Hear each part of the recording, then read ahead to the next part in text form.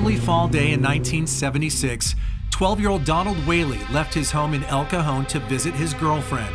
He was last seen walking at this intersection of Magnolia and Madison and then vanished. Donald Whaley disappeared September 25th, 1976. He was found 6 days later. Where exactly was his body found? Yes, it was found in this ravine here right next to the 15 off Murphy Canyon Road. It was discovered by some individuals that were walking along here, and he was obviously deceased. Almost 50 years later, cold case detective Brent Spencer is still trying to track down the boy's killer. What jumped out to you about this case when you saw the pictures of Donald's body when he was found here?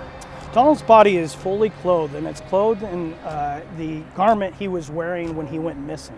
He's fully clothed from head to toe, but there's obvious sexual assault, and he's strangled to death. There's ligature marks on his body. So what can detectives gather about a body found in a place like this, a little bit out of the way, but still quite public? Well, one thing it says is that the killer likely was familiar with this area. Another thing it tells us is that there's likely no connection before the crime to the killer and the victim, because by dumping a body here, a public place, that killer is saying they're not worried about being caught.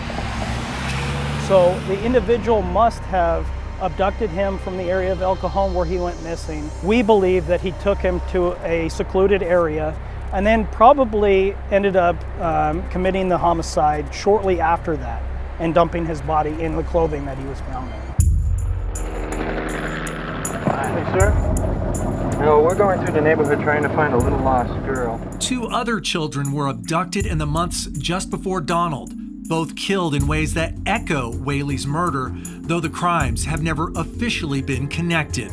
On July 17th, 14-year-old David Hobbs left his Golden Hill home on 30th Street around 10 at night. He told his mom he needed something from the store but never made it back.